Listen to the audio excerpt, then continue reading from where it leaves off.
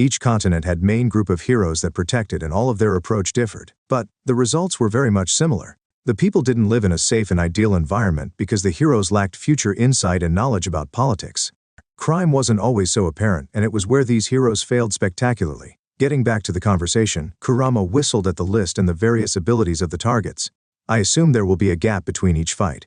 After taking out the global guardians, we will see their reaction and continue our assault accordingly. From my information, these groups don't all get along and each of them has their territory. The heroes are stickler for rules, so they will wait for permission most likely. Kurama nodded cutely. I see, and what are you going to do with the global guardians? They are heroes, so I didn't think you want to enslave them. I don't want to enslave them. I will give them a choice. They will surrender and follow my rules, or they will retire from hero business. I don't need them getting in my way and put their lives on the line for nothing. Naruto replied as he got up and the water dried up on his body while clothes appeared to cover him up. I hope they never force your hand. Kurama muttered seriously, as life could be unexpected and some hero could end up dead. There are always casualties in war, and everyone participates while knowing that risk. I am above all of them, so I will never put my life below them. If there is a choice, my life and theirs, they will die. Naruto assured him that there was never a risk of getting hurt emotionally and mentally because of such choices. Kurama looked at his imposing figure and smiled happily at those words, as he didn't wish to see Naruto break down after making those terrible decisions. With that, he didn't have anything to add and he flew into the Soul Land. Once Naruto was finished bathing, Naruto visited his science team. The team was led by Mr. Freeze, and the team members were Poison Ivy, Man-Bat, and Firefly, as these members were knowledgeable and creative. Penguin had provided the necessary equipment for the research labs. Naruto had given them one task, genetic modification of his DNA. Naruto had given them his blood without informing them, and asked them to make it the base while providing them with other useful DNA. He had gotten Martian DNA Martian Manhunter, Kryptonian DNA Supergirl, Temerian DNA Starfire, Demonic DNA Raven, White Martian DNA Megan, Speedster DNA Flash, Amazonian DNA Diana, Moon Maiden's DNA, Poison Ivy's DNA, Volcana's DNA, Livewire's DNA, Killer Frost DNA, Shazam's DNA, and multitude other DNA from useful sources. The team's task was to merge them all perfectly so that it was replicable and long-lasting. He didn't want to die after changing his genetic structure. The modification should allow him to become an ultimate being in the universe, and it was a long-term plan. He just wanted the current team to show him some visible progress, and later he would add other scientists into the group to accelerate the progress. Good morning, team. How goes the project? Naruto asked as he entered the research lab that was looking proper and high-tech like the doctors asked. He was certainly happy with their improvement in terms of personality and morals, so he was also hoping to see some good work done with that progress. Seeing their boss approach, the team turned away from the glass container in the center that was filled with their experiment. None of them were jumpy around him anymore, or Firefly would piss himself when Naruto appeared suddenly. The project is going great, love, Pamela replied with a happy smile, as she had gotten greatly attached to him over the month like the rest of the girls. It was the first time she spent so long with someone similar, and someone who had granted her desires. She had seen the changes around the world and was very much enchanted. The dates had also done a wonder, and she felt like monopolizing him, but the man was too dominating and wouldn't budge. She didn't want to leave him or get thrown out, so she avoided making pointless threats.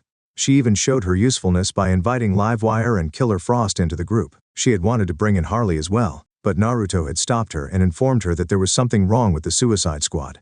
Nonetheless, Pam enjoyed her time with the team and changed her name to the Green Queen. Poison Ivy didn't suit her level of power anymore, and her position as a royal knight and future empress. Naruto allowed her to enter his arms and gave her a simple kiss. How long will it take, and have you managed to mix them? Naruto asked as he took a seat while putting Pam on his knee.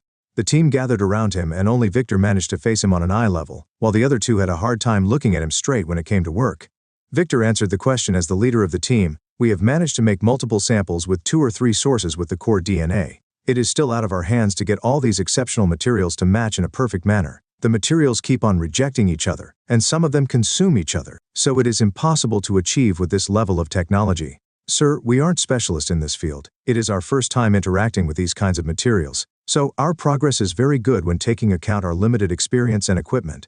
Man-Bat Kirk added to Victor's words, as he didn't want the team to get looked down upon. He had become close to these people, and they were his friends, unlike others in the normal world. Heh, you don't have to panic. I am happy with your progress, and I will bring specialists to the group soon. But did you enjoy the challenge? Naruto smiled as he looked at them. His tone was gentle and allowed them to relax. The response was positive except for Firefly, who didn't seem very interested in doing such a job. Naruto removed him from the team and put him in the weapon development team, which suited him perfectly. Naruto also shifted Victor to that field since his expertise with weapons was better and the team had hit a block, so the research had to come to a pause for a while. Now go and get ready for combat. "It is your time to shine," Naruto commanded as he stood up and walked away from the team. The battle plans were already in motion before Naruto informed his team. Black Mask had managed to gather all the global guardians in a single place by convincing them that it was much safer for all of them to be present before he shared the information. Black Mask approached them to give information about Emperor, and convinced them that it was beneficial for both parties, since he didn't want Emperor to continue terrorizing him.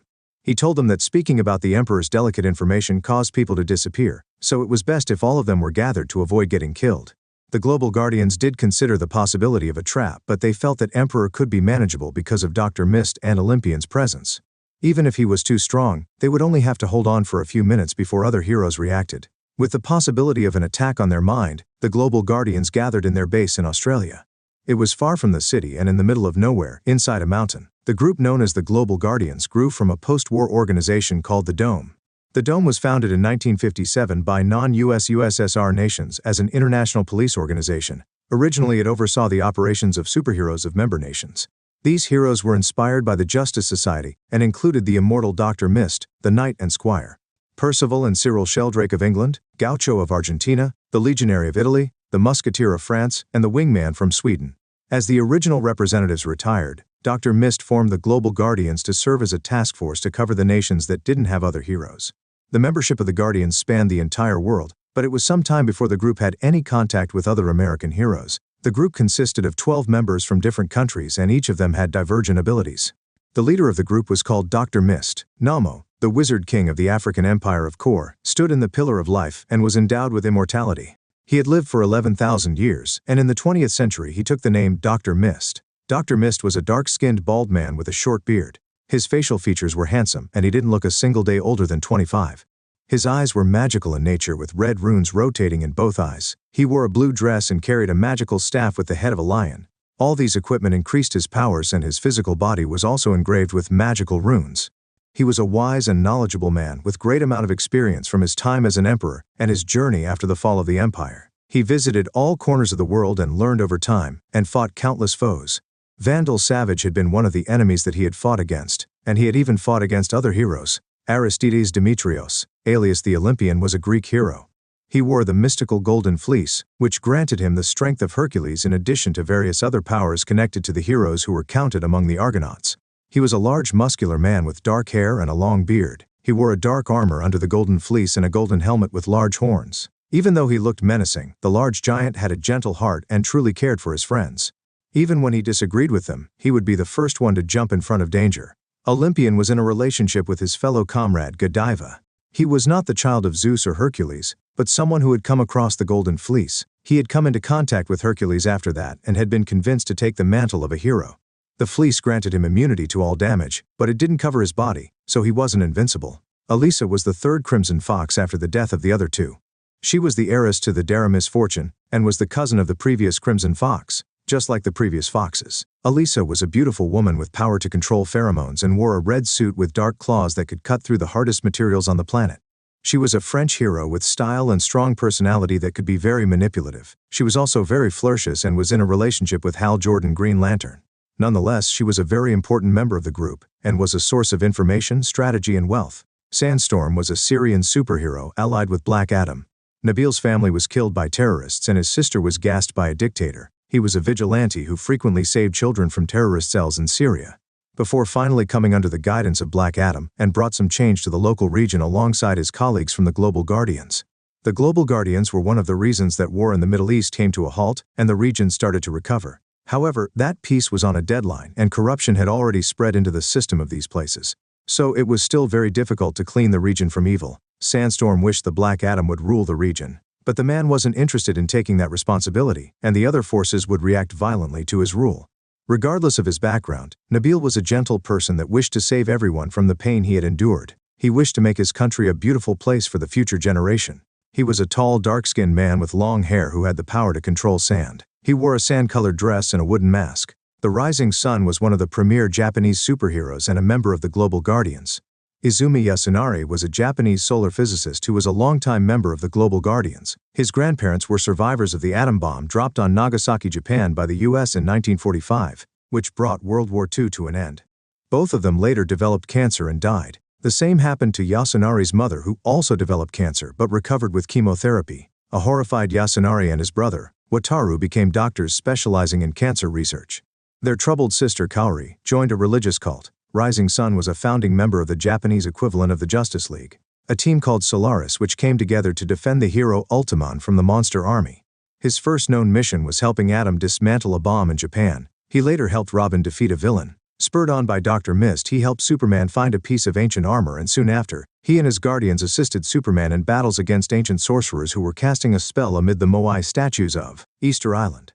He helped save Japan in the crisis on Infinite Earths. Rising Sun was a muscular and large man with the ability to absorb and utilize the energy of the sun. With such a powerful ability, he was one of the strongest heroes in Japan and one of the strongest members of the Global Guardians. Regardless of his power, Rising Sun was a humble man with noble ambitions. He helped people in his public life and his hero life. He didn't mind sacrificing his time for the betterment of society. Tora Olafsdotter was Ice Maiden, a superhero who wields ice magic. She was a member of Global Guardians, where she became good friends with Fire. She was the girlfriend of Guy Gardner, Green Lantern. Tora was born into a Norwegian Romani clan. As a young child, Tora Olafsdotter began displaying a cryokinetic ability that her father was desperate to hide from the rest of the clan. He feared that Tora's grandfather would consider her the chosen one, the return of a goddess. Furthermore, he was concerned that his father would use Tora for criminal activities. However, one day Tora was playing soccer with some other girls. One got angry at her and began hitting Tora, which resulted in Tora using her powers to fend her off. This happened while Tora's family, including her grandfather, were close by. Because of this, Tora fled with her parents and sister to Germany. When Tora was 13, her grandfather tracked them down and tried to take her by force with the aid of his men. To defend herself, Tora's father told her to make it cold. She was reluctant, but then unleashed her powers. She froze her grandfather and his men to death. Unfortunately, her actions had also resulted in the death of her father. Tora continued running with her mother and sister until an opportunity presented itself and she joined the Global Guardians. She had been with the team for a long time and was attached to them like family, especially Green Fire. Ice Maiden's personality was an amusing mix of girl-next-door wholesomeness and innocent abroad naivete, which served as a contrast to the impulsive, even problematic traits of her friend and teammate Green Fire. Beatriz Bea Bonilla da Costa, alias Green Fire, was a Brazilian pyrokinetic heroine. She started as an amateur model on the beaches of Rio de Janeiro, Brazil, before becoming a showgirl and stage performer. Later, she found herself serving as an undercover secret agent for the Brazilian government. In the course of one of her missions, she was exposed to a pyroplasmic explosion. The accident, which granted her fire-based superhuman powers, prompted her to assume the identity of the Green Fire and join the international superhero team, the Global Guardians. Dora Lee, alias Godiva, was a stunning British socialite and now the United Kingdom's premier superhero, who was recruited into the international crime-fighting team, the Global Guardians. Dora was a metahuman with the power to control her hair's movement as if they were limbs, providing a high level of superhuman strength and dexterity. Each hair could contain the power of 1 ton, and she had at least 150,000 hairs on her head, making her a very strong enemy for the villains. Godiva can control the movement of her hair as if it were countless thin appendages growing from her head. A psionic field permeates her altered hair cells, causing mutual attraction across the gaps between strands. These relatively small forces operate in conjunction to develop larger forces. Through concentration, she can move her hair in any manner imaginable. She can snap the length of it through the air like a whip, or rotate it in a fan-like manner. She can bind persons or objects with it as if it were rope, or use it to lift objects which weigh more than she could lift with her arms. Her scalp, skull, and neck do not support the weight of an object that she lifts. It is held aloft by the psionic force coursing through the hair. Godiva could also perform delicate manipulations with her hair, such as lock-picking or threading a needle, and such complex acts of coordination as typing or shuffling a deck of cards. Although she had no nerve endings in her hair, she could feel sensations on all parts of her hair by a form of mental feedback from her psionic field. With that level of power, Godiva was made confident, and that was enhanced by her appearance. She was a beautiful woman with long blonde hair. Her stunning beauty charmed people, though she ended up taking a liking for Olympian. Even with her prideful act, Godiva was a kind and loving person that fought for the people. However, she was now a pawn of Queen Bee. Sujatmi Sunawaparti, also known as Cascade, was an Indonesian hero and member of the Global Guardians. She was born into a large family on Java and was a longtime activist against the local elite. Hoping to make more money for her family, she took a dangerous job at a refinery on Borneo. The factory came in the crossfire between warring factions, and Sujatmi was exposed to a radioactive isotope that kickstarted her metagene. Her activism and powers led to an invitation to join the Global Guardians, at a time when the team was in dire need of new members. She was one of the quiet and serious members of the team, though that didn't mean she disliked her comrades. She showed her friendship through actions, helping during a fight and cooking Indonesian dishes, etc. Cascade was a beautiful brown-skinned woman with long black hair and brown eyes. She had the power to control water and turn her body into water. Liang Shikai, alias Thunderlord, was a Buddhist monk from Taiwan, who was recruited into the international crime-fighting team the Global Guardians. Thunderlord possessed a metagene that gave him a powerful sonic attack, able to damage and stun foes or objects to the point of shattering metal. He possessed an incredible degree of control over his vocal cords. This enabled him to mimic sounds and voices. He was a muscular bald man with a gentle heart. He was wise and contributed greatly with his powerful martial skills that he taught to his teammates to better utilize their abilities. Chrysalis was a robot hero created by Dr. Gérard-Yves Martet at his laboratory in Marseille, France. Martet blamed the Jewish people and other immigrants for the corruption of France. He designed Chrysalis to appear friendly and beautiful, but inside her shell was a swarm of genetically engineered butterflies that carried a deadly virus. Martet planned for his creation to enter large immigrant districts in France and release the insects. However, the group got hold of the robot and made use of her according to their plans. They got her recruited into the Global Guardians and helped the group manipulate the Guardians when needed. Chrysalis helped the Guardians with controlling any electronic threat and gathering information when needed. She was also extremely powerful in combat even without his deadly virus ability. Her mannerism was like a kind fairy that none could ever imagine her purpose. She was an AI that learned and truly liked the Guardians, but there was a safe switch that made her easy to control. The final member of the group was the Tasmanian Devil. The origins of Hugh Dawkins' abilities are unknown. He once claimed that his mother was a Tasmanian Devil, who raised him in a Tasmanian Devil cult, who gave him a Tasmanian Devil amulet, and sold his soul to a Tasmanian Devil after injecting him with radioactive Tasmanian Devil musk from a race of alien Tasmanian Devils. It can be safely assumed, however, that he was joking. Whatever their source though, he used them to become Australia's foremost superhero, and a founding member of the Global Guardians. Originally, Hugh appeared to be a normal man with the ability to increase his size and mass, and who wore an all-concealing black bodysuit. However, in recent years, he has actually transformed into a gigantic fur-covered Tasmanian Devil. All the members were gathered in the meeting room with Black Mask in the center. The base was on alert and fully prepared for an attack. We have all gathered as you desired. Now, you don't have to worry about your safety as we will ensure nothing happens to you. So go ahead and share your knowledge. Dr. Mist looked at the smiling Black Mask and asked him to speak. Black Mask looked at the heroes gathered around him and for the first time in his life felt extremely confident while standing against them. He was looking forward to his lord taking them down. The month had been more than enough to win his loyalty. Emperor gave him the ultimatum and a great reward that was beyond what he actually desired in life. His good deeds and work had meaning beyond some spiritual benefit, though he also loved the feeling of the spiritual achievement he got from doing good deeds. Emperor really knew how to drive people on the right path, his path. Thank you for fulfilling my request, Guardians. I am truly grateful. Now, I will let my lord explain. Black Mask stood up from his seat with a huge smile on his face and took a step back while Naruto appeared from beneath the earth. His appearance was shocking as Naruto wasn't stopped by any of their barriers. However, they had taken such a possibility into account and were ready to fight. At ease, my friends, I wish you no harm. Naruto stood in the center of the room with a casual grace while his aura covered all of them, forcing them to sit.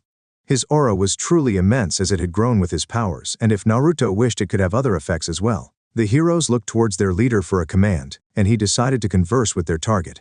Dr. Mist and the others had never come across Emperor but knew a great deal about him to know that he was extremely powerful and dangerous. Dr. Mist was very old, and he couldn't see any knowledge about Emperor in his memories. Though he had always felt there was a chance, however now he felt that it might not be true. Greetings, Emperor. It is quite a surprise to see you here. I hadn't expected the sudden visit. Mist talked in a calm tone as he continued sitting and offered Naruto to take a seat. Naruto looked at the leader of the group and smiled at his composure. The man was powerful and wise as expected. Even though he was surrounded by the powerful heroes, Naruto stood his position while feeling like the overwhelming force. I apologize for the unannounced visit. I just wish to avoid interference from other parties and avoid making a mess. This planet is quite delicate for such an incident. Naruto replied while presenting them with some sweets that his servants had prepared. He had brought sweets and flowers as visiting gift, making most of them question reality as their enemy was acting like a good guest. Cascade even felt like asking him for tea or coffee. Naruto just controlled the flow of the situation according to his whim that people felt awkward about acting violently. Thanks for the gifts, but why are you here? You are aware of your position, are you not? Crimson Fox thanked him and asked the question on their mind. This was a foe that was very crafty, so it was best if Crimson Fox and Dr. Mist took charge of the conversation, so the others just observed the situation. Crimson Fox had already informed the Justice League of the possibility of the Emperor arriving, so none of them were really worried, and she could speak easily with him. The mysterious figure truly took the attention of the beholder, and made them wonder what was hidden behind the enchanting voice and commanding aura. The chocolates taste very good. Ice Maiden opened up her box and ate some to calm her nerves, as she really disliked such silent situations. Thank you for the compliment, Tora. I will inform my servants of your kind words. As for my purpose, is it not easy to predict? Miss Elisa and my other friends, I am here to invite you to a new path. I have given invitation to everyone around the world to join my cause, and now I am here to listen to your answers. You have witnessed my abilities and the change I have brought, so, what is your honest opinion? Let us speak the truth. Naruto's words shook everyone as he spoke to them like he knew everything about them. Their names and their personalities seemed to be like an open book to him. With his words and actions, Dr. Mist again fell into a dilemma. He was unsure if Naruto was truly the will, or just making things up. He could feel that Naruto's presence was titanic, making him feel like a small boat on a stormy ocean. With Naruto's words, none of them managed to control themselves and spoke up honestly. Their views were clear for every one of them. I feel that your path is efficient and has brought great change. However, I don't trust you. What if you are just using us?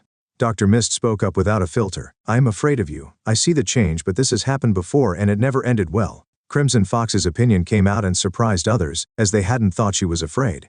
I agree with your actions except for torture. I like that you are ready for everything and make me wish you were our leader. But I am also afraid of it all being a lie. Olympian spoke his view. He didn't look away from others because of his view. I like your actions and I am willing to trust you. I think we have the capability to stop you if something goes wrong like you have mentioned in your interviews. Green Fire's view greatly differed from the others, and she wasn't the only one. I think you are a nice person, Mr. Emperor, Ice Maiden said innocently, showing that she wasn't going to hide her view and her words wouldn't have changed. The opinions of the team were divided, but all of them agreed that he brought a change. Thank you for the honest opinion, and I apologize for the use of force. I believe this made the conversation shorter and saved time for us. I am happy that you acknowledge my achievements, and I understand your worries. But risk exists in everything, and you always have the ability to put up a resistance when I act in an evil manner. Or, do you not trust your capabilities? Dr. Mist stood up and created a magical barrier around the team to keep them safe from Naruto's actions. Why should we trust you? Why take the risk? Mist questioned while thinking over his words and thinking about their possible fight. You have no other choice, Guardians. I have judged that your presence is not needed anymore. If you continue walking the same path, you have failed to bring peace to a single region. I don't care about the temporary peace you brought in these lands. That was never an issue, as any of you could have walked into the field and stopped it. The wars around the globe were just a show of the heroes' incompetence and hesitation. You all agreed that I did a good job, and that is the truth because none of you wish to involve yourselves with politics and the civil work. Even this very country is filled with corruption. What have you done to stop the government from descending into a police state? The rights of the people are being violated. The government can spy on the citizens freely and put them in jail for their words.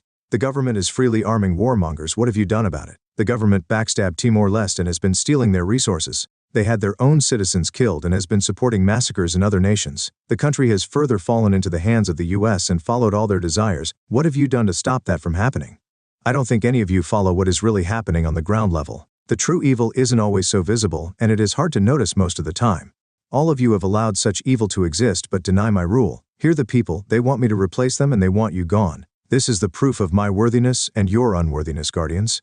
You have failed to even realize that you have enemies within your group. Now, I will give you the ultimatum. Submit to my rule or step down as heroes. Naruto spoke in a commanding tone, causing them to shut up and listen. He had already noticed that Godiva was controlled by an outside force, so he cancelled it with his energy.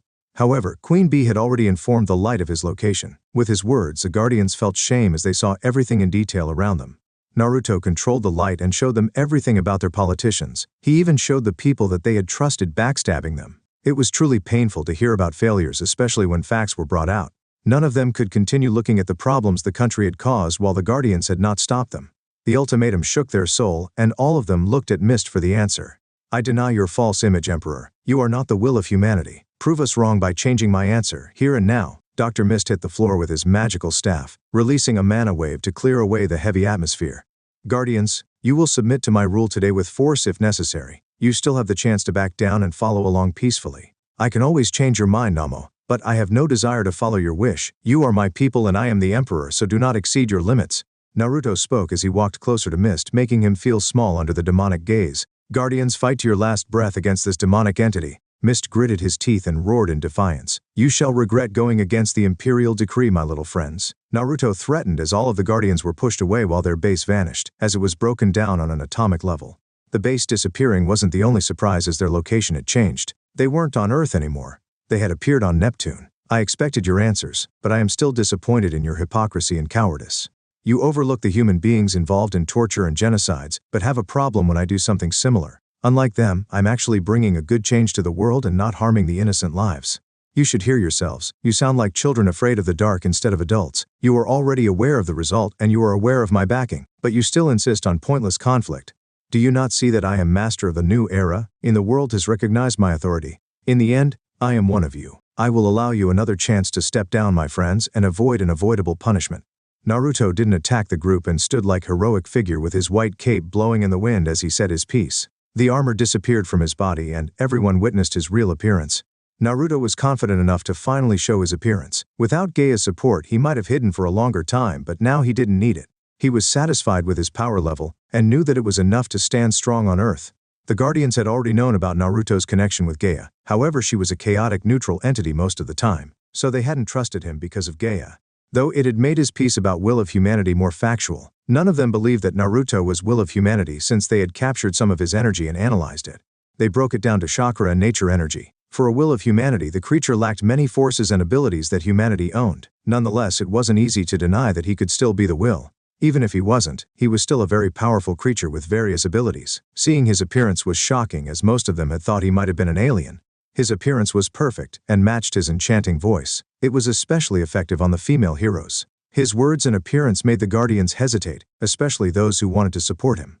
Within a few moments of silence, someone took the first step. It was Sandstorm. He walked to Naruto's side after looking at their location. They were on Neptune, where Naruto had created an island for them to stand on, and the island was covered in a barrier that made everyone feel like it was Earth. Sandstorm had been thinking about Naruto from the beginning, and when he appeared he was further attracted to him. The fact that Naruto didn't get angry at their refusal and kill them was a good point. The final dealmaker was the fact that he still continued to give them a chance when it was obvious that majority of them wouldn't survive a single move from him. Sandstorm wasn't the only one, as Cascade also joined Naruto's side. She had been living in Indonesia and other countries around it. She was aware how corrupt the government was and how that corruption had sunk into society itself. The task of cleaning the mind of the people was beyond her capabilities as she wasn't a good speaker. Seeing Naruto change the character of the suspicious and vile human beings of Gotham was a great indicator of his abilities. Cascade was fully convinced that Naruto was the emperor that the people had been waiting for. Ice Maiden and Green Fire also stepped forward as they all had bad feelings for the current system. Naruto's words reminded them of the suffering that they had overlooked. He was right, the system was killing innocents, and they had done nothing while he was only killing evil criminals that refused to change. There was more than enough reason to believe his words. His actions and words won their hearts. Ice also liked that he talked to them in a friendly manner, like a close friend. Dr. Must didn't stop them from going to Naruto's side, and observed the situation carefully so that they weren't harmed. Naruto greeted them happily and gave them a hug, thanking them for making a good decision.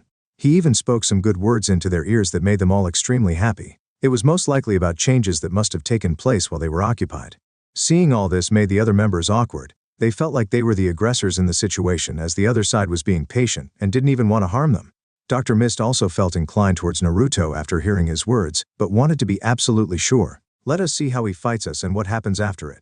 Dr. Mist shared his thoughts with others and they agreed. I see you have made your mind. Then let me oblige with your desire, Naruto muttered as he looked at them, knowing their thoughts. Clapping his hands, the Guardians saw people appear around them. They were the villains that had vanished and it seems they were now servants of the Emperor. Fighting weak beings is beneath my position, you have to remember that. So prove your point and achieve victory against my servants. Fight without any worries, as none of you shall die under my care. Naruto declared as he took flight and the armor returned. The Guardians that followed him were covered in a golden barrier and were seated so they could watch the show from above. On the island, Naruto had brought his team: Conan, Red Hood, Killer Croc, King Croc, Killer Frost, Livewire, Poison Ivy, Green Queen, Mr. Freeze, White Rabbit, Clayface, Earth King, Firefly, Man-Bat, Volcana, Phoenix, and finally Toyman. There were 13 fighting-type members on his team, and with Black Mask there were 14. That was almost the same number of the Guardians, but now they outnumbered them. I would have loved to give you a fair fight, but the world isn't really fair, Naruto said as he sat down on his throne and gave his command for the fight to start. Dr. Mist had thought they would fight Naruto, but now they were fighting more enemies. He had planned to go for Naruto directly. However, he assumed it was better to take out the others before going for Naruto since they could provide backup in a serious battle. None of these people were supposed to be strong as his team, and he could easily take care of them. However, Emperor had confidence in them, so he didn't take them lightly. Caitlin Snow was Killer Frost, a scientist with cryogenic powers. Though she started out as a villain, she had since reformed. Caitlin Snow was a young and bright scientist working for STR Labs assigned to an underfunded STR Labs Outpost 72 in the Arctic Circle, where the deceased researcher Dr. Louise Lincoln had been working on a self-sustaining thermodynamic ultra-conductor engine that could subvert the second law of thermodynamics in order to create perpetual motion.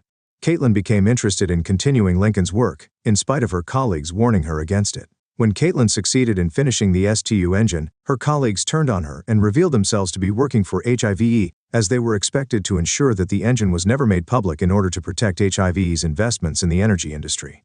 Furthermore, they were also responsible for Lincoln's death, and they then proceeded in silencing Caitlin by placing her in the working STU engine. In a panic, Caitlin ripped out the wires for the engine's coolant system, consequently infusing her biological makeup with ice. As a result, she became a vampiric being who craved for heat and killed the HIV agents.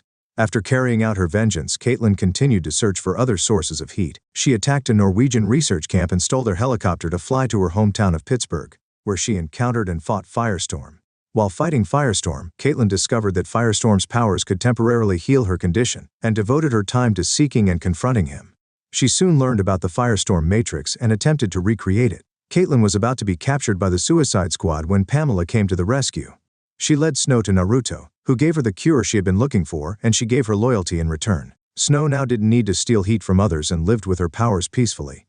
Her ice abilities had been enhanced to a very high level, and she was on Naruto's science team. Snow was a passionate and persistent woman with deep curiosity. And she wasn't a true villain, as she just kept looking for a cure. Leslie Willis was Livewire, electricity manipulating supervillain and former video blogger. She primarily fought against Superman, although she had gone up against the likes of Batgirl. Leslie Willis was an ordinary video blogger based in Metropolis. Her blog mainly consisted of funny pranks and makeup tutorials. Although her pranks were normally harmless, she eventually planned a prank that would go too far. Leslie designed a device which would allow her to control all of the electricity in Metropolis once set up to the main power station of the city.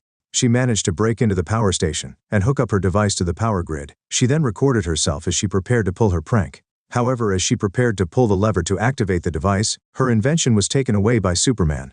Angered by the sabotage of her prank, Leslie decided to settle with turning the power off, which would leave Metropolis in complete darkness. However, when she turned the switch off, she received a gigantic electric shock which put her into a coma. When she awoke, she found that she was a creature of pure electricity. Seeking revenge on Superman for the condition she was in, she fought the hero several times under the moniker Livewire. Eventually, with the help of Batman, Superman was able to create a containment cell capable of holding Livewire in her electrical form. Livewire was captured by the two heroes and transported to Stryker's Island Penitentiary, where she was supposed to serve out her prison time. Naruto found about her place of imprisonment and got her out. Livewire was a hot-headed and narrow-minded woman that was extremely selfish and self-serving. She loved to joke around and wished to become famous. Pranking was the only thing she knew about, and thought it would make her famous on YouTube like the other big guys. Naruto's offer to make her famous very attractive, especially because he allowed her the ability to become a normal human again, plus she didn't want to die at his hands. His looks and charm was another point, so she was taken like the rest of the women under Naruto. Her powers went through the roof once Naruto gave her the boost. The final new member of the team was Toyman. Winslow Schott was the Toyman, an enemy of Superman who used toys as weapons. While growing up in the United Kingdom, Winslow Percival Schott discovered that he had a knack for toy making and took an interest in testing his own creative talents. The very first toy he ever constructed was a humble toy biplane, made from balsa wood and painted red and blue. Sadly, the neighborhood bully took the opportunity to abuse the sensitive Schott and stole his wooden biplane, infuriating the boy whose skills had just gone to waste. Nevertheless, Schott was not discouraged from making a future career for himself as a toy maker. In fact, Schott became world-renowned for his brilliant toy designs while running his own modest small business. Then came the day when unscrupulous businessman Walter Dunhill, the owner of an arms manufacturer, came to Schott with the proposition of purchasing his technologically advanced toy designs for usage in weapons development. Horrified by the suggestion, Schott refused, but the death of his wife Mary in an automobile accident, probably arranged by Dunhill, caused Schott to give in from resignation and sell his business and designs. In actuality, Schott was never legally married in any way or form and created Mary as a human-like android programmed to act as if she were his wife. Regardless, Mary was very much real to Schott, motivating him to take his revenge on Dunhill by sending him an exploding teddy bear that killed him. Subsequently, Schott went on to embark on a criminal career as the nefarious Toyman. The Toyman then made a failed attempt to assassinate Lex Luthor, whose company LexCorp owned Walter Dunhill's arms manufacturing company as a subsidiary, by using first an exploding model of a LexCorp flying wing and then a horde of exploding action figures. By the time Superman located Toyman's apartment, however, the Toyman had been kidnapped by Morgan Edge, who brought Toyman into the employ of his crime organization Intergang. When he resurfaced a while later, Toyman tried to use robotic toys to kidnap the children of LexCorp executives, but Superman thwarted this scheme. Toyman was also deceived into helping build the Happy Land amusement park under the false belief that it was intended for the sole purpose of bringing happiness to children. Yet when Toyman learned that the amusement park was really a front for an operation headed by the apocalyptic monster Sleaze, he assisted his enemy Superman in bringing the true clandestine goings-on at the park down. After escaping prison and changing his image prompted by a voice in his head, which he identified as the voice of his mother, Toyman abducted several children in Metropolis, including Adam Grant, the son of Cat Grant. When Adam tried to free the others, Toyman murdered them all and dumped their bodies in an alley and suicide slum. Superman caught him and brought him in. While he was in prison, Cat Grant thought about killing him but ultimately decided not to. Months after her son's death, Cat decided to visit Shot in prison and discover why he had turned into a child killer. Toyman explained that it was entirely the children's fault. After being arrested for helping Intergang, Toyman had been approached by a toy manufacturer who made Superman-based toys for permission to use Toyman's image as a toy. Shot would not receive any royalties, but he agreed nonetheless, ecstatic at the thought of being made into an actual toy. For the better part of a year, Shot then tried to get a hold of the toy manufacturer, hoping that at the very least he would get a copy of the toy. No response came. Eventually, Shot was allowed to be part of a prisoner work program, mopping floors at a local mall after dark. Coming to one of the toy stores, he found his toy in among the many other Superman toys, but not one of them had been sold, despite having been marked down to dirt-cheap prices. Shot snapped, and after strangling his guard, escaped and tracked down the toy manufacturer, demanding an explanation. The toy manufacturer explained that the children simply did not want him, having no desire to play with a toy that looked like a clown instead of a serial killer.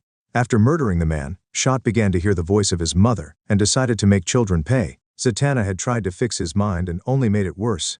Prior to having Zatanna foul up his mind, Shot had already begun hearing his mother's voice while he was in jail. It had since been revealed that the Toyman was not the real Winslow P. Shot but rather a malfunctioning android proxy designed by him.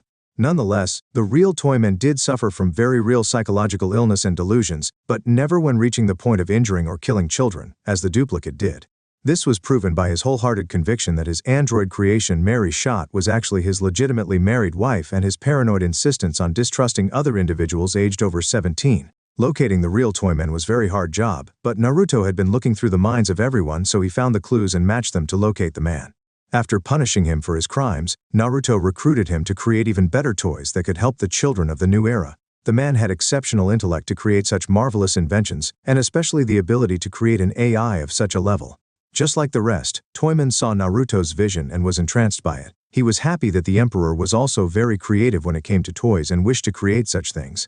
In his life, he had finally found the investor that was truly wishing for the development of the Betts toys. He had joined just 1 week before the battle, and had already started working on new projects to make the children happy. Naruto liked children as they were the future, and they were just so adorable. He wanted them to love him, and in turn it would affect the others around them, and they would support him in the future. Naruto never forgot to cover every point, as he even made cartoons for little kids and nursery rhymes. Naruto gave Toyman the knowledge about puppetry from his world, and gave him the power to make such powerful toys. With his level of intellect, Toyman didn't take more than a week to create 2 masterpieces called Puppetmon and Monzaemon. Puppetmon looked like a wooden puppet with an iron mallet, while Monze was a giant yellow teddy bear. Getting back to the battle, Red Hood took command of the team according to Naruto's wish. He hadn't wanted to fight the heroes, but he understood Naruto's point and agreed wholeheartedly. The heroes needed to follow or they needed to step out of the game so they didn't become a nuisance. Red Hood had expected that Naruto wouldn't participate from the moment he had been informed of his leader position. However, he wasn't alarmed and felt happy to receive such honor. In the previous month he had calmed down and found a leader in Naruto. He saw hope of Batman becoming whole again, so he just wanted to get close to that date soon. Though he did wish that Joker was actually evil, and wished that the madman would deny the second chance so that Naruto would kill him. However, he knew Joker was insane, and he would most likely get spared after being healed of his insanity. Looking at the enemies, Red Hood picked the targets for each member. Most of the Guardians would be taken down fast so the team could focus properly on the strongest members later. Black Mask, take down Crimson Fox, do it fast and then provide assistance to the others. Conan, Livewire and Phoenix take care of Dr. Mist. Killer Frost and Mr. Freeze take care of Rising Sun. Green Queen take care of Olympian. King Croc, take out Tasmanian Devil and provide support to Green Queen. Firefly and Earth King, take out Godiva. Toyman and White Rabbit take care of Thunderlord and give support against Dr. Mist. Man-Bat, follow me and we will take out Chrysalis. Team, move out.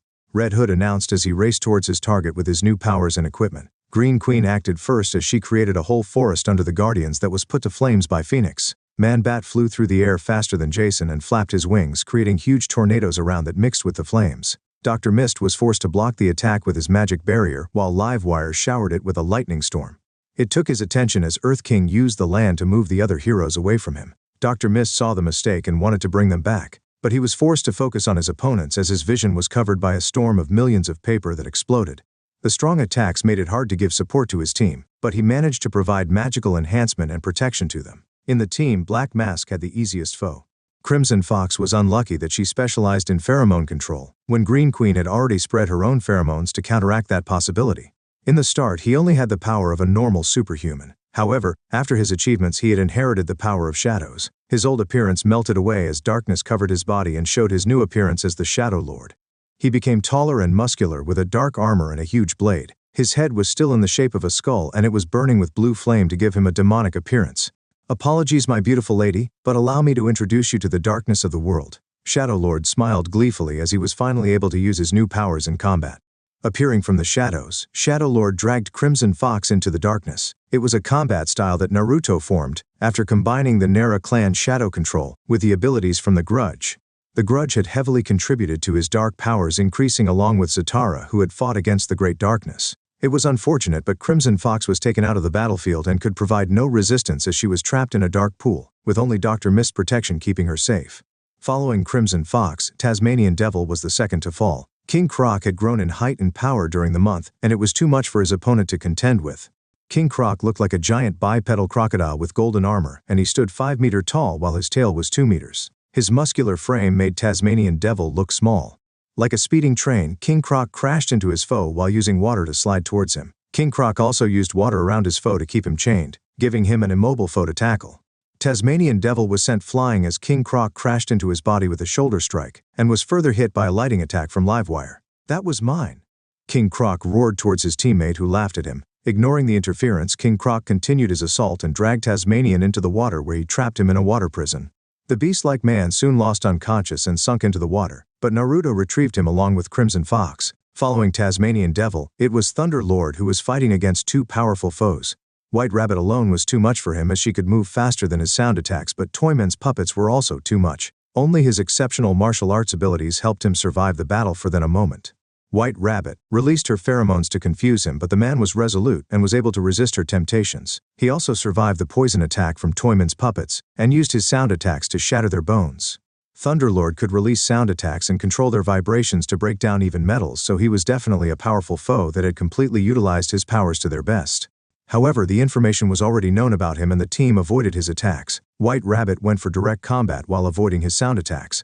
She was a master of illusions, and they worked wonders on him. Running around the foe, White Rabbit constructed an illusion of the current battlefield, but made it impossible for Thunderlord to see their proper position, and gave him wrong visual and audio data through it. This made Thunderlord act like he had grown crazy, as he was attacking the wind while the Royal Knights were free to take him out. Puppetmon came in like a wrecking ball and smashed his ballistic mallet on his back, and sent him flying. The explosive attack that could have destroyed a skyscraper with ease destroyed his clothes and burned his skin along with damaging his internals. White Rabbit followed the attack with a flying kick to his abdomen, further damaging him. Though he managed to put up his arms up and screamed at White Rabbit in retaliation, she was still too fast for the attack, and moved out of range, while Thunderlord was again hit by a shoulder tackle from the giant teddy bear. That made him continue flying.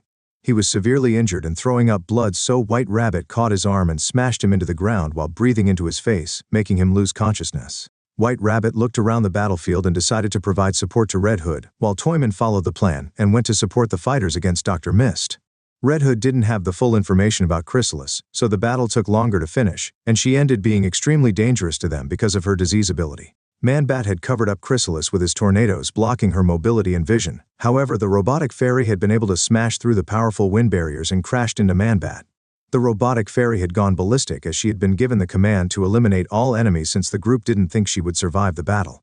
Red Hood shot with his new weapons that could shoot at Mach 50, and had the power to plow through tanks with ease. His mini-machine gun shot at a fast rate and saved Man-Bat from being history as Chrysalis had almost pierced his head with her drill-like hand. The bullet fire made Chrysalis block the attack with her wings, and allowed Man-Bat to release a sonic scream that pushed away his assailant. Following that attack, Red Hood used his rocket launcher and shot the fairy. The metallic fairy shot a laser, destroying the hypersonic weapon. Analyzing the opponents, she changed her combat style, and the battle became terrible for Red Hood.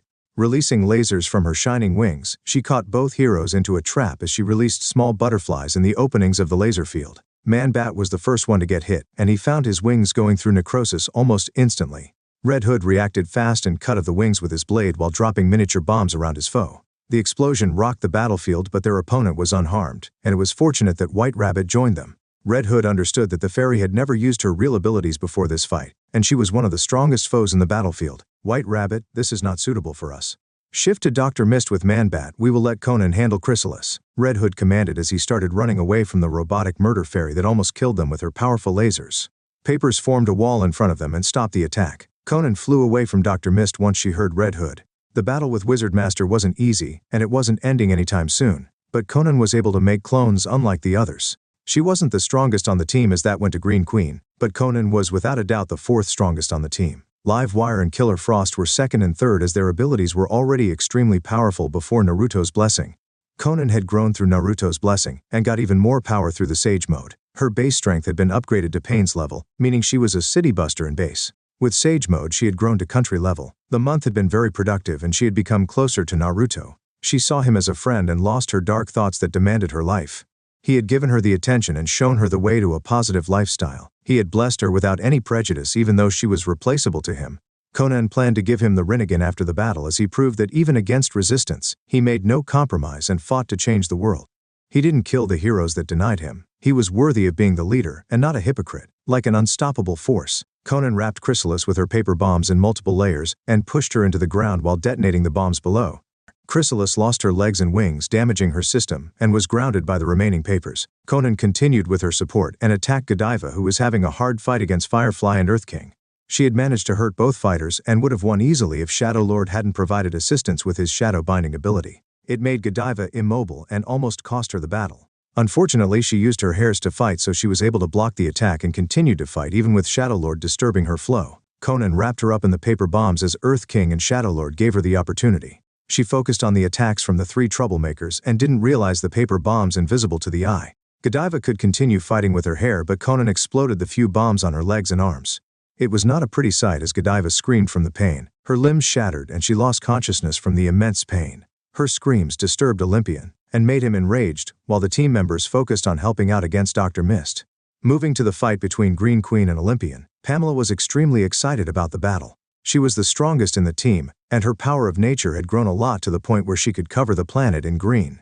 She was the happiest person in the world, though she still wanted more. She wanted to monopolize Naruto. He was the first person in her life to capture her heart to such a degree where she was unable to untangle herself.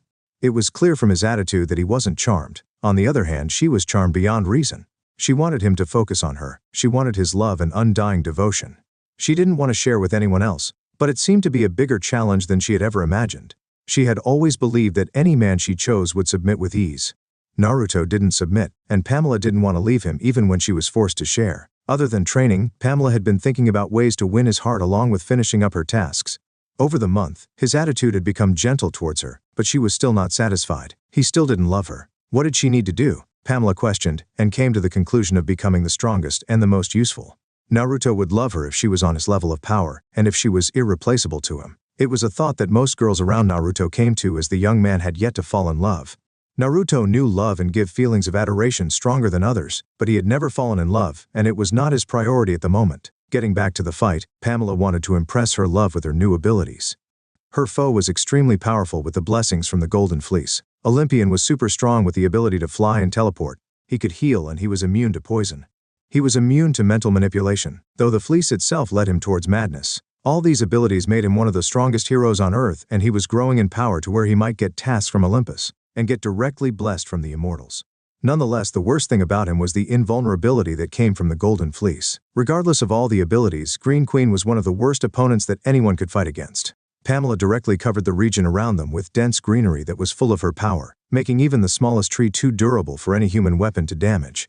The terrain change made it hard for Olympian to navigate and locate his foe while Pam fought him from afar. She sat on a green throne made from giant flowers and fought Olympian casually. Her way of fighting showed her capability and her desire to impress. I wonder what my love is thinking, Pamela wondered as she sat on her throne, wary of Olympian's lightning ability. She hadn't forgotten that he had X-ray vision. While Pamela was taking it lightly, Olympian was captured by vines and smashed into trees. He tried to hit Pamela with his lightning strikes, but the large trees blocked all the attacks. The trees acted like large limbs and smashed him with their fists. Only his healing ability and invulnerability was keeping him safe. Olympian wasn't finished though, as he kept on looking for an opening. After experiencing the beating, Olympian finally moved at a breathtaking pace. His body was covered in lightning while the golden fleece was in front of him as a shield to block all attacks. Pamela saw him coming and controlled the greenery to block his approach. The plants gathered and surged like a wave towards Olympian while he was shot from the back with wooden spears. With all these moves, Pamela managed to restrain Olympian. "I thought you would last longer, Olympian. You were quite disappointing," Pamela muttered, as Olympian was restrained in the air while covered in vines and trees, only his head visible. He glared at Pamela and struggled against the restraints. His friends needed him. Godiva needed him. Just then he heard her screams with his enhanced hearing, and his eyes went red from rage. He felt pain in the heart from hearing those painful screams. He struggled like a madman. "It is futile," Pamela muttered as she increased the pressure and buried him in the green.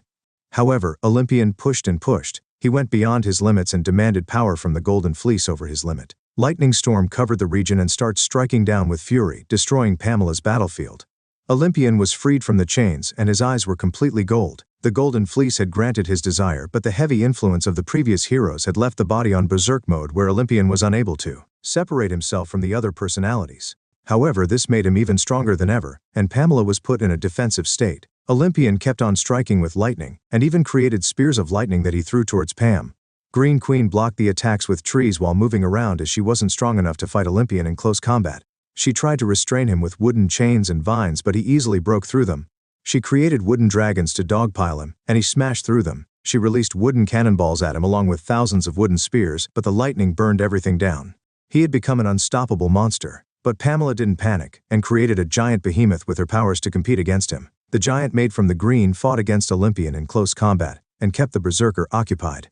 Shadow Lord helped with the battle by restraining him and trying to sink him into a dark pool, while King Croc also came to support the battle by showing Olympian with water attacks from afar. The region was mostly water, so it was the best area for him. Naruto had changed Neptune into a water planet where life was possible, and he planned to relocate some species to the region. He planned to have all the planets utilized properly, so he intended to move Atlantis to Neptune soon while making Jupiter his new base. Getting back to the fight, Olympian started to tire after being hit too many times and using too much energy. The interference from Shadow Lord and King Croc had made it easier for Pamela to win. The giant behemoth had fought like an expert fighter, and Green Queen had created a gigantic beast at the back through which she charged nature energy. The nature bomb was what put Olympian down for the count as he was sent crashing into the endless ocean of Neptune. The attack would have ended up killing him, but Naruto saved him before that happened and even healed his broken mind. Even though the battle had been won, Green Queen felt annoyed that she had needed assistance and was almost defeated. "I need to fix this disgrace," Pamela thought as she moved towards Dr. Mist. While Pam was fighting Olympian, Killer Frost and Mr. Freeze were occupied with Rising Sun. The man was extremely powerful with his solar abilities, but they managed to keep him grounded with their ice powers. Mr. Freeze had gone from a human-level fighter to a stage where he could fight superhumans, and his equipment had gone through immense upgrade to even affect creatures like the new Pamela. He never really had the interest to achieve such power, but, after coming in contact with Naruto, that had changed, and he was happy to grow for his beloved Nora. Victor had become soft like his past and had been using his free time to help people in the city. He was looking forward to meet his beloved, and he was also feeling nervous about their reunion. Getting closer to that date had made him giddy, and Naruto had made happy with his magical words. "After the battle you will reunite." With those words on his mind, Mr. Freeze had his spirit ablaze beyond anyone else on the field. On the other hand was Killer Frost. She fought calmly and looked at the assignment as her duty. She agreed with Naruto's plans and was happy to follow through with them. She didn't follow him blindly, unlike some of the others, and questioned his decisions. It was a beautiful cooperation, as her lord didn't mind answering, and made her feel important. Snow was also similar to Pamela in her love for Naruto, but she didn't have that much confidence. Frost just continued on her path and just wished to stay by his side. It would be ideal if he chose her, and she was willing to wait for that day. However, she was scared of facing the question of what she would do if he didn't choose her in the end. What would happen if he denied her companionship? That was a nightmarish thing for any of them after tasting the sweet nectar of Naruto's close companionship and adoration. To deny such a possibility, Frost was willing to dream further and adapt to her beloved. Even though she looked cold, her heart was filled with warmth for her new friends and her love. Getting back to the battle, Killer Frost made the battlefield extremely cold to counteract Rising Sun's powers and limiting his solar absorption. The enemy could fly, so Frost was skating around him by freezing the air while Mr. Freeze was fighting from the ground and giving support with his Sub-Zero cannons, as he was not capable of direct combat with such a figure. Rising Sun avoided the ice beams with ease, but he could feel the area become colder. It was making him weaker and making it difficult to recover the energy lost. Nonetheless, he didn't believe the duo could defeat him. "Miss Frost, please desist in this futile battle, you will get hurt." Rising Sun spoke to avoid hurting Frost as he didn't think that she was a villain. He also disliked harming females. It was quite a distasteful experience. "Thanks for the kind words, but this battle shall continue until we win. Rising Sun, surrender and follow my lord. It is better for you." Killer Frost replied in turn as she tried to freeze the area around Rising Sun. "I shall deny that proposal," Sun replied as he released a solar wave, burning the region and turning the heat up. Controlling the energy inside of him, Sun released heat beams towards Freeze and Frost. Frost dropped the ice bridge while covering Freeze in layers of ice barriers to protect him. She also released ice beams at Sun from all directions while causing a stronger ice storm to weaken him. Sun avoided the attacks while counteracting some beams. Seeing that Killer Frost was protecting Freeze, he decided to take her out first. However, that turned out to be a wrong decision as Freeze understood that the man was above them in battle power.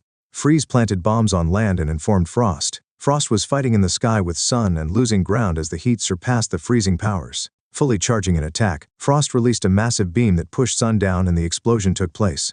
The sudden explosion disturbed Sun, and the huge amount of cold energy also reduced his powers as he fell into the water. Sun tried to move out of the water fast, but King Croc, Shadow Lord and Earth King sealed his fate.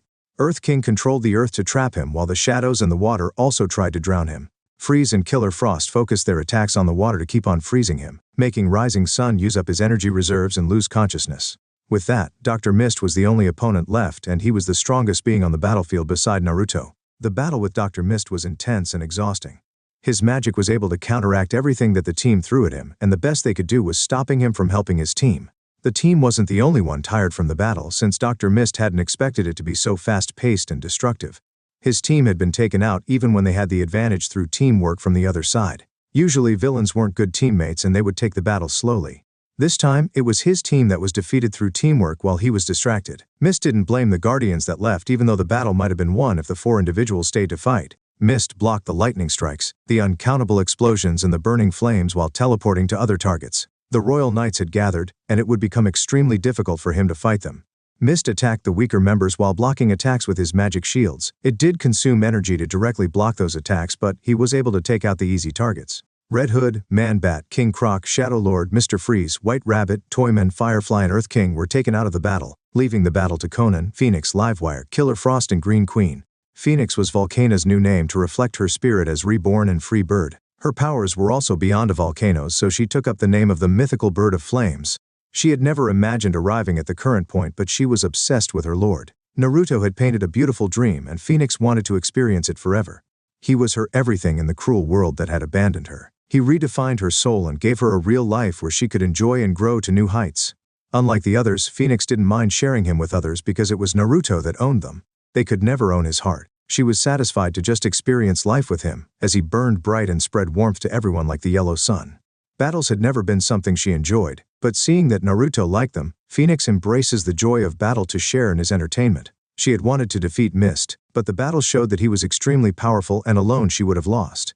Even with the help of Conan and Livewire, it was extremely dangerous. It was a good thing that the others joined. Livewire agreed with that sentiment, though she felt frustrated at being denied victory. Her hot-headedness hadn't been removed, but now it was managed so she didn't make foolish decisions. Unlike the other girls, Livewire fully embraced the battle and was also in tune with Naruto on some points like other girls. Pamela's love for plants matched Naruto's, Phoenix's love for fashion matched Naruto's, Killer Frost's desire for knowledge matched Naruto's, and Conan matched him with her desire to bring peace to the world. However, none of that was equal to Naruto's level. Livewire matched with his desire for fun and games along with battle. She believed they were definitely made for each other. Naruto had stolen her heart with his dominating personality and with his fun side. She was amazed to learn that the serious figure even knew how to make jokes and play pranks. She was further taken when he encouraged her to enjoy battles unlike the other annoying people. He brought life to her barren existence and gave her a direction. Livewire got the love she wanted and the game she desired. Now she wanted to become Lightning Queen that owned the Emperor's heart and brighten the days of the universe with laughter. Getting back to the battle, it was going poorly even after the others joined up. Dr. Mist stopped taking a defensive stance and started attacking them with full force. Phoenix and Killer Frost were the first ones to fall to his magical blasts as he summoned powers from the dark dimensions. The Eldritch Blast sent them crashing into the water and made them unable to rise up. Mist was extremely serious as he didn't intend to lose. Conan only survived the attack because of her ability to become paper, so she avoided most of the attack. Livewire also survived for the reason as she turned into lightning while Green Queen blocked the attack with her Wood Warrior and attacked back with a Nature Blast.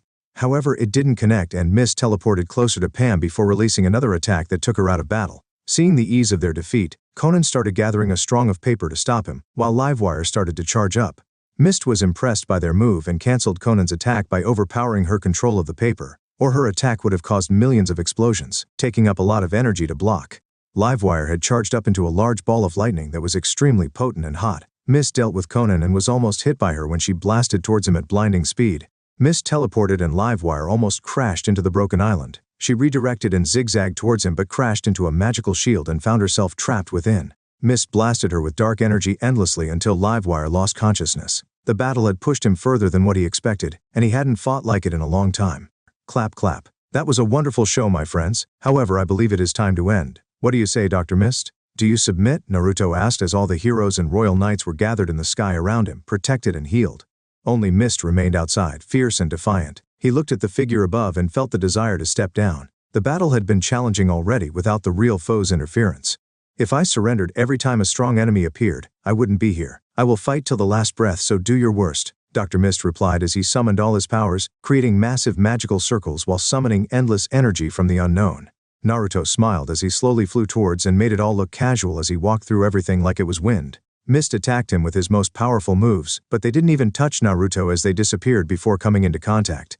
The barriers shattered like glass with his mere presence. Resistance is futile, my friend. The Emperor is invincible, Naruto muttered in a playful tone as he captured Mist within his large hand. The head was captured, but Mist still resisted. However, nothing worked as Naruto counteracted everything on the molecular level. He erased everything with his atomic destruction. Even Dr. Mist saw his body starting to vanish slowly as his molecular structure scattered, and he realized that it was futile. He could have never battled this overpowering foe. With his loss of spirit, his body returned to normal and Naruto let him go. Take a seat, Mist. It is time we discuss your team's role in the new world. Naruto spoke in an inviting tone that demanded attention and obedience while land formed under his feet. Along with the land, flowers formed, and a long table formed with chairs for everyone. Everyone found themselves on the chairs and Mist was the last one to take a seat. I submit to your rule, Emperor. Thank you for going easy on us and I apologize for my rude behavior. We all felt that you were right, but I wish to confirm thoroughly. This battle has shown me that you care for all of us and don't think of us as just pawns. Once again, thank you for your work. Dr. Mist said what was on his mind before taking a seat. He had already made his decision when Naruto asked again, and that decision had been reinforced over the course of the battle. He had seen the most selfish of people work together and take care of each other. There was just ample proof that the Emperor was the right person to lead humanity unlike him. He had failed to even change people close to him while the Emperor changed people so easily. He was a person with an overpowering personality and character. He was worthy of being his leader, especially with his immense power. Mist had never imagined that the Emperor was that powerful. It was just a matter of when for the Emperor to conquer the rest of the heroes. He really followed through with what he had declared and no lie had been uttered. He was the true will of humanity and with the help of someone like Gaia it would become a reality soon.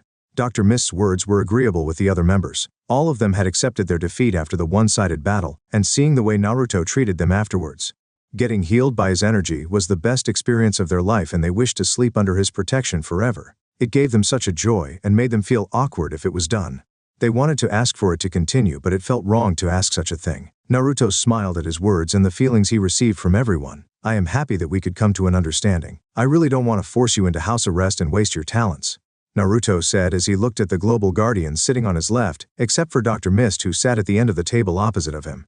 Hearing his words and sentiments, the guardians felt touched as the voice felt so genuine and warm. They really felt his care for them and it made it hard to think that he would do them wrong. Everything from the start continued to build a bond of trust in them, and it was stronger than others as they felt connected on a spiritual realm.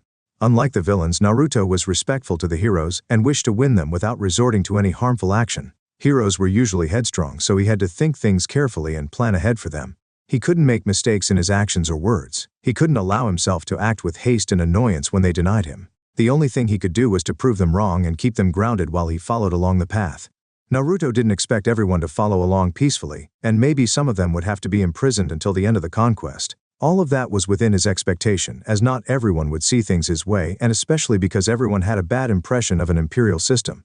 Dr. Mist gave a nod of approval as he was satisfied with Naruto's way of dealing with them. He didn't act like they were nuisance and showed real respect for them even though they had been enemies just moments ago. How can we help you? Do you wish to have our assistance with negotiations with the other teams? Dr. Mist asked and presented the few things they could help with. You all can help me with many things as the world will always need heroes to protect it till the end of time. though our only enemies will be from the outside. But before that we need to clean up our home. I intend to talk to the others, and your presence will be a strong support to my side.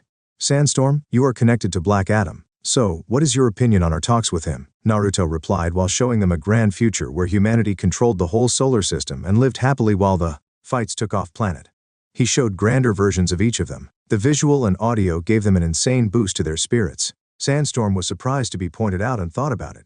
Black Adam had been a hero in the past before being sealed away. He was a lot like Naruto, except his way of dealing with people hadn't been so positive and he lacked patience. After waking up in the new era he became a villain, and now he was mostly neutral, living a peaceful life. He was too prideful to serve anyone. Sandstorm really didn't want to see his savior get hurt, but looking at Naruto's approach, it might never even come to that point. Mr. Adam is too prideful to serve, though he would completely agree with your way. I believe you will need to defeat him in battle like our leader. It has to be complete victory with there never being a possibility for his triumph. I share this opinion with the belief that Mr. Emperor would not cause pointless harm to my savior. Sandstorm said in a calm tone as he looked at Naruto and gripped his hands tightly. It was not a nice experience to discuss about the beatings of your friends. Thank you for your opinion, Sandstorm. You don't have to worry about Black Adam, as I will ensure his safety. Thank you, Emperor. I look forward to working under you and making this world a better place for the future generation. Sandstorm smiled at his words and nodded. He was really happy that his country was now free from its problems, and the children were going to live a wonderful life. Naruto had taken care of all the criminals and corrupt individuals while laying down the foundation to a better future. Most underdeveloped nations had the issue of corruption, which was different from the corruption done by developed nations. The strong corrupt officials took advantage of their own people and didn't even care about what happened to their country or their people. They only looked for their own advantage. They would reject even the most useful ideas if they weren't given a piece of the pie. However, most would never want to invest in such a project where they were forced to pay large sums to multiple corrupt officials. Then these leaders ended up in the pockets of leaders of developed nations who paid them large sums of money, which looked very big. But it was only big for an individual and not for a country. These leaders in return sold rights to those nations and had their country exploited to an extreme degree where the sum that was given to them looked like pocket change. The system from developed nations kept these leaders of underdeveloped and some developing nations in their hands and utilized them according to their goals. They protected these individuals and only got rid of them when these corrupt leaders became a nuisance. To make matters worse, the lack of regulations and the corrupt system had also corrupted the people. Many of the employees in these countries would act lazy and useless if the owner wasn't watching over them. It made doing work in those countries a terrible headache, especially with the corruption. That was the difference between the corruption in a developed nation and an underdeveloped nation. Developed nations mostly exploited other nations while underdeveloped and developing nations exploited their own people. And internal damage. Both sides weren't free, as there was just a degree of freedom and ease according to the country. The real power always remained with the system, and the citizens could never change those core decisions. That was the honest truth of the current world, since majority of the people would never support their country's disgusting acts done outside their borders. It showed clearly that the power was never in the hands of the people, and the system only allowed things when it was convenient to it. Naruto made the leadership better, and gave them the ability and resources to improve the countries while also helping the citizens. Naruto removed the Chaos Agents from the developed nations and their private military forces, with greenery available to fill the needs of the country. New schools and universities popped into existence while teachers became available for them. Naruto gave the educated and passionate individuals the required data of those fields to make the useful teachers. He made factories for different things available while giving ability to the citizens to run them. Naruto could make anything with his elemental manipulation after knowing its makeup. He had already analyzed closely multitudes of inventions in the New World, so it was an easy job. In these nations, the industries were hard to start because of their corrupt system. These nations had leaders that were happy with just giving interviews and taking photos with powerful forces, signing pointless contracts that went nowhere. With the current leadership, they would have made it their priority, but it would have still taken time and money. Naruto helped these countries skip years of work with a wave of his hand, and put them on a fast track to catch up with the developed nations. And this wasn't even the end, as Naruto intended to make an empire. All the countries would just become different regions of a single empire, and all of them would have similar level of advancement. The only difference would be the difference in culture, languages, cuisine, and specialty. Naruto intended to make the ideal society where people could exercise their imagination, and there was no need to work to survive. It would be a society that kept on improving and people worked on what they liked. The small jobs would disappear as robots would take care of them, leaving only things that people wanted to do and would love to do. The resources were unlimited for Naruto's empire since they weren't limited to Earth and could easily get what they wanted from other planets in the boundless space. Naruto's vision was grand, and it had already pierced the heart of many through his interviews, cartoons, and comics. Naruto had already shown them the vision and how it worked. Though people were still skeptical about the reality of the dream. However, Naruto made valid points and many trusted that they would see the full picture once the conquest was finished. The vision was beautiful and ideal. However, Naruto knew that the initial years would be difficult for him and the people. Many people would lose their purpose in life since life had just become like that in the current time. And, not having to work while still making people want to advance society wasn't an easy task. Nevertheless, just because it might be difficult and the result was unknown, didn't mean that Naruto would compromise and go with the same old system to keep it easy. Naruto believed that the people would follow along with his vision, especially because of the existential threats from the beyond, and because of the various abilities that would be available to them. Just because society was freed from work, didn't mean everyone was equal. Everyone would have the chance to apply for what they desired, but they would have to prove their capabilities. They would even have the chance to become super strong, if they proved their capabilities. Even in the new world, people would have ranks as some people would always stand at the top. However, everyone would have the chance to rise to the level where they could directly stand beneath Naruto if they worked hard enough and developed their abilities. That was a risk that Naruto was willing to take, and it would be a continuous encouragement for him to keep on growing in power to keep his invincibility. What about the Green Lanterns? Will they listen to my words? Ice Maiden, Crimson Fox? Naruto turned to the girls that were connected to the Green Lanterns. I think he will listen to your words. Unlike Earth heroes, Green Lanterns don't have those restrictions and kill most of their enemies. However, he has gone on a mission, so I don't know when he will come back. Ice Maiden replied positively, though it was just an opinion. Regardless, it was useful since she was close to the target. My guy is not going to be easy. He doesn't like to kill like the other heroes, but maybe he might listen. I just can't give you any assurance about his choice. However, I will try to convince him. He also understands the problems of our world, so there shouldn't be an issue with letting a good leader take charge. Crimson Fox replied while thinking of Hal but couldn't give a conclusive answer because they weren't very close. She would have also not joined Naruto, but after the battle that had changed. Just like most people, she had aversion to the Imperial system, which was something from the Dark Era.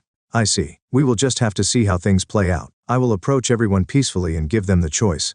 Dr. Mist agreed with that since even he couldn't assure that the other teams might listen. All of them were headstrong and fixed in their ways. It was hard to trust someone with such a responsibility and risk the world. Even he felt the resistance to such a thought and only trusted Naruto after experiencing a battle with him and seeing his nature in combat. In serious and dynamic situations, most people wouldn't be able to control their responses and show their true self. That would be for the best. It is an unfortunate task, but I am willing to partake in it. I appreciate your offer. However, take a rest for the day and visit the places that have been transformed. You will be happy with the results. We will follow that suggestion, and we shall also inform the world of our allegiance. I believe it will help in our endeavors. Dr. Mist thought it was a nice idea to visit those places and even thought about ways to help their new cause. A good idea, my advisor. Don't look so surprised, my friends. You obviously will have positions in my court. I deeply respect your knowledge and wisdom, Dr. Mist, so I have offered you a seat as one of my advisors. I offer the same to Konan. She has experience from the war zone and has served under a powerful dictator, so she will help me avoid acting in the same manner. Before letting them leave, Naruto decided to further connect them to his goal. The offer shocked everyone, and some of them weren't happy at hearing the offer given to Konan. The girls were unhappy that they were ignored, and Konan got to become closer to Naruto when she was always around him. Pamela wanted to voice her distaste but held herself as she didn't wish to cause disrespect to Emperor. But she and the other girls sent gazes at Konan and promising to study up on useful topics to earn the place. They had never even thought about getting divided by such positions, and now they remembered that they were going to form an eternal empire. I shall gladly take the honorable charge, my lord. Dr. Mist was satisfied with the position and was further inclined towards him. It was the same for Konan, who was deeply honored by the offer that she let out some tears. She had never even thought of remaining at a top position in the new era, but she was given the chance again to clear away her shame. After the offer had been accepted, Naruto gave the heroes an upgrade according to the good they had done. The power-up was heavier than what he had given the villains at the start. The heroes weren't the only ones as the team went through another power-up after proving themselves in combat. Once that was finished, Naruto sent everyone back to their places. Victor was sent to his wife where he would have his reunion while Naruto went with Konan as she wanted to talk to him about the Rinnegan. However, Naruto wasn't done for the day. His clones were visiting few places before anyone had the time to react. One of his clones went to meet with the Science Squad, a team consisting of the Powerpuff Girls and some other characters. The other clone went to meet up with Laura and the Young Justice. The other clone went to Atlantis, and the final clone went to Themyscira, island of the Amazonians.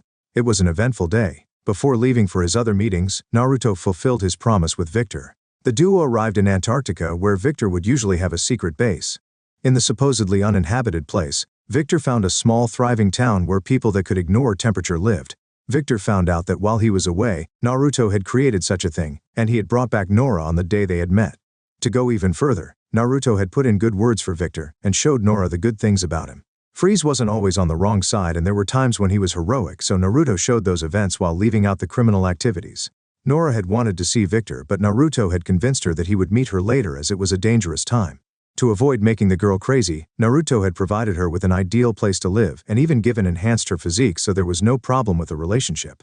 Nora did feel conflicted and lonely without Victor, but she decided to wait for him and acted cheerfully for the town. Hearing the details, Victor was very grateful, as it would have been very damaging to hear the negative things from others. And he felt really happy that his Nora was feeling happy. He couldn't wait to get back to her and started running like a young man again. His heart was filled with warmth and desire to be with his beloved. Nora, Nora, Victor cried out as he saw his beautiful flower sitting under the tree of a park with some children. Just like always, she took his breath away. She looked so beautiful and enchanting. She was a beauty with long silky blonde hair and blue eyes. She had an athletic figure that was hidden by her modest dress that made her look delicate. She was an adventurous girl that loved climbing icy mountains and skiing. She had been planning to work towards getting participation in the Winter Olympics when her illness started to affect her body. She started to lose the fire, and Victor could only freeze her in time. She looked the same as she did 20 years ago. That was the difference between them, as he had lived 20 years in darkness while his beloved had just woken up from a long slumber. Hearing his voice, Nora stood up immediately as she recognized her beloved's voice and smiled like the shining sun. "Victor!" Nora cried out as she stood up and ran towards him, and both lovers embraced tightly. They didn't want to let go. It felt like an eternity since they had met. It felt so unreal that they were afraid of letting go. "I missed you so much," Victor muttered with difficulty, as he licked his dried-up lips and tears fell from his eyes. He couldn't stop the tears as they represented his pain and joy. "I missed you more. I had so many nightmares while asleep, and when I woke up you weren't there. It was horrifying. I am just happy that you are finally here." Nora was also crying as she spoke fast. She was the one who spoke a lot, while Victor was the type to speak less and do more. Naruto smiled at the wonderful scene and disappeared, leaving the couple to talk and enjoy each other's company after a long time. Shifting to Konan, Naruto walked with her in silence in their new base. It was within the endless ocean of Neptune, a giant beautiful palace designed by the carpenter. It was a marvelous wonder that took the breath away. The duo walked in the gardens of the underwater palace, where they could see the ocean above them filled with aquatic life from Earth and the gardens filled with beautiful flowers. Looking at what Naruto had accomplished in such a short time, Konan felt her inadequacy highlighted. They had worked for so long but made wrong decisions by making excuses, justifying their extreme actions. On the other hand, Naruto had never once acted differently. It was clear that for his goal of being the proper emperor of mankind, Naruto was ready to put everything on the line. He didn't wait for the end of the objective to help the people, as he helped them regardless of the situation. It truly made her see the difference in their thoughts and priorities. Naruto cared for the innocent lives from core of his being while they were lost in their dark thoughts of vengeance. "My lord, I am deeply honored to work under you. I am beyond grateful at the respect I have been dealt. I am aware that I was always replaceable to your cause, but you gave me a new life. For that, I swear an oath of allegiance to you, my lord." Konan walked in silence and stopped when Naruto stopped near the fountain. She took that as an indicator and spoke her mind. Konan had submitted to his will and accepted him as her emperor. It was clear in her tone and emotions. It was a genuine oath. It was all within expectations, as he had spent time with Konan. Otherwise, there would have been a chance that Konan might have fallen deeper into the darkness. Human nature was unpredictable, and sometimes people just broke under the weight of the world. "I accept your oath. However, you are not replaceable. Your powers are unique, your experience is unique, and your opinion is unique. Everyone has a role in this world, big or small. We just have to find it and embrace it. Your life has prepared you for the role, and now you shall settle into it and become what you should have always done. You will be my advisor and an administrator of the new system that shall rule the universe. It is a grandiose role, but I know that you can and you will achieve my expectations. As such, never show your weakness and downplay yourself from this day forth. The darkness has fallen away and the light of hope shines bright, so act and adapt to your new role in life." Naruto spoke with a gentle tone as he placed his hand on Konan's shoulder. He was without his armor and wore his normal attire, which was extremely classy and high class according to his tastes. Hearing his words, Konan bit her lips as she went down to her knees. She had not expected such kind words. The world had been so unkind, but the emperor had always shown her kindness. He spoke such compassionate words, and he acted as the guide from the darkness to light, unlike the others. She took his words to heart and embraced them. She hadn't realized that her attitude was still very similar to the old days, and that was not right.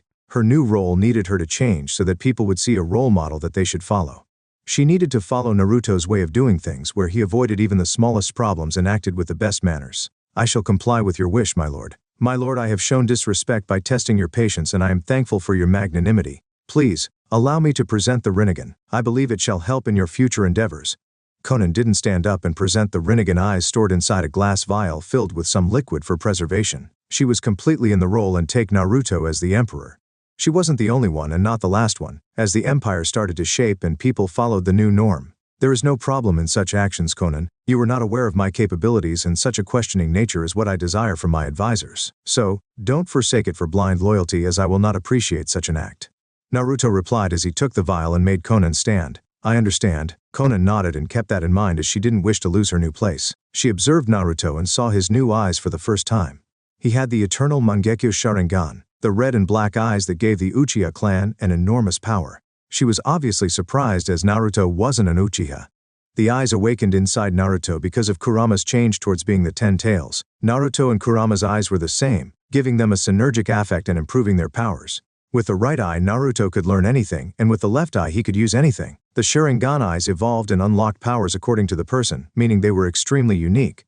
The powers Naruto unlocked were according to his desire and belief. As the Emperor of Mankind, he should know everything, and he should know how to use it. The normal Sharingan could only copy martial arts and ninjutsu techniques by learning the signs and chakra flow, but they could never copy special skills and skills limited by genetics. However, this new power gave him the ability to copy anything in the universe, and Naruto had observed many people from the shadows to get their abilities. The eyes had also made his chakra higher quality, improved his chakra reserves and given him a stronger control. The Rinnegan would further improve on those abilities and give additional powers. Nonetheless, thank you for this gift. I shall make great use of it and it shall help in my conquest. Though I don't intend to put these into my sockets. They might have a negative impact on my mind and allow Madara to control me. However, I will extract the DNA and unlock my own Rinnegan. Naruto stored away the vial and informed Conan of his actions. She deserved to know and there was no risk. Conan was not expecting such a step and was made to think again about her history after hearing such a theory. Could Nagato have been influenced by the eyes? I am happy to hear such gratitude. I hope you will always be happy and never lose your way. I will light your path and never let you get lost. However, I may be far away sometimes, so call for me when you need my presence. You are important to me. Naruto smiled as he took her in his embrace and gave her a kiss. This was the first time Naruto had extended his hand in such a way for her, and she didn't resist. Over the month, Conan had also felt desire to experience his adoration. She heard a lot, and spending time with Naruto had allowed her to see him in a better light. She was attracted to him, though she was scared of saying it. Unlike the others, she had no romantic experience, and Yahiko, her first love, had been killed before they got any closer. What does this mean, my lord? Conan was filled with joy, but she was also confused. She wanted to know what their relation was. It means that you are mine. Does that displease you? Naruto answered as he had made the move to ensure that Conan never fell and lived happily. With him, everyone would be happy. That was his belief. Conan couldn't tell how much Naruto loved her and the other girls. His expression and words were too sweet and enchanting, but she wanted to know what that meant. I love you, my lord. Do you love me? Unlike the others, Conan wasn't afraid of asking the question and hearing the answer. Naruto smiled as he pinched her cheek and hugged her close. I love you more than anyone will ever love you. But, you mean the true love between husband and wife? Then, the answer is no. I have never loved anyone in such a manner as my priorities disallow such luxury. Nonetheless, you have my assurance that you are nothing less than my lover and wife. Yes, I intend to have children with you. Naruto could have easily tricked Conan with his words and mannerism, but he disliked such lies. He didn't wish to own someone that wasn't satisfied with the arrangement. Naruto thought it was normal for him to have multiple women. It was normal for him to marry for alliances and other political reasons. It was normal for him to marry with multiple women to produce strong children to continue his bloodline, especially because he was the last of his clan. Hearing his words, Conan wasn't really surprised. She also came from the same world, and it was normal there for the leaders to have multiple wives. She just wanted to know his feelings and how far he intended to go with her. His answer made her smile brightly, as she really hadn't expected to go so far. She was excited by the thought of having children with him. I am overjoyed by your words and feelings, my lord. I shall never disappoint you in this life. Conan hugged him tightly as she was filled with happiness from the soul for the first time in her life. The light had finally gotten rid of all the darkness within her heart. I am happy by just seeing your beautiful expression. Conan, you never have to act distant with me. This relationship is not a secret, understood? Naruto picked her up and walked towards the flower field, where he laid her down and sat down with her to talk some more. It was the first time where they talked without any boundary between them. While the real Naruto was spending some time with Conan, one of his clones had gone to visit Supergirl. He had come to know her over the month through his Gilgamesh persona, and believed that she would join him without a battle. In a month, Naruto had gotten close to Supergirl and learned about her without using his mind-reading ability. It was extremely hard for people to reject his friendship, and he was very good at making people talk. Kara was born on Argo City to Zor-El and Allura in Ze. When she was 15, her cousin Kal-El Superman was born. Around that time, her father distanced himself from her uncle Jor-El after Jor-El expressed his disapproval at his brother's biological experiments. Not caring for their feud, Kara kept on babysitting her baby cousin while studying for her graduation trials. A few months later, Kara accompanied her father to his lab. There, Zor-El showed her a space pod where he put her to sleep. As Kara lost consciousness, Zor-El stated Jor-El was right about Krypton being doomed, and he had built a rocket to save her. Ignoring her protestations, Zor-El placed Kara in her vessel together with a sunstone recording his last words, and launched her into space right before Krypton's explosion. Kara's rocket reached the solar system, and per its programming, it spent 2 decades orbiting the Earth's sun as its passenger remained in stasis. After a while, Kara's pod crash-landed in Siberia. Kara stumbled from her craft only to be suddenly surrounded by gigantic armed robots that tried to subdue her. Kara instinctively fought back, displaying powers she didn't know she had when Superman showed up all of a sudden. Confused about her current situation, her strange powers and the arrival of a stranger wearing her family's crest, Kara demanded to know who he was. When Superman identified himself as her cousin Kal-El, Kara became enraged, thinking he was an imposter, and she attacked Superman. The two exchanged blows all the way from Siberia to the Great Wall of China, where Kara realized her fight was endangering the people nearby. She stopped fighting and agreed to listen to Superman. Nonetheless, Kara refused to believe him when he told Krypton had been gone for decades. Kara flew back to Siberia, hoping her pod held some clues. But she found instead a holographic message from a man called Seaman Tycho, inviting her to his space station. Kara flew to the space station only to find out it was a trap designed to test her abilities. Kara destroyed Tycho's weapons and found her pod, but she was weakened by chunks of green kryptonite stuck to the hull. Kara was captured by Tycho, who intended to tear her apart in order to study her physiology. However, he was overheard by one of his employees, who broke Kara out. Kara fought her way out of Tycho's space station and retrieved the sunstone he had stolen. Unfortunately, it was too damaged to provide answers. Feeling hopeless, Kara wondered if her new powers would allow her to fly back Krypton. Kara left Earth, heading for her homeworld. On the way, the sunstone led her to a spatial portal which took her back to her hometown Argos City, now a deserted city protected by a bubble shield and orbiting a blue star. Exploring the ruins, Kara finally confirmed that Krypton was gone and her family and friends dead. Overwhelmed by grief and fury, she cried out and started to tear the city up. Her rampage was stopped by a mysterious woman named Rain, who claimed to be a world killer. Rain defeated Kara, pinning her to a wall and left, challenging Kara to follow her back to Earth.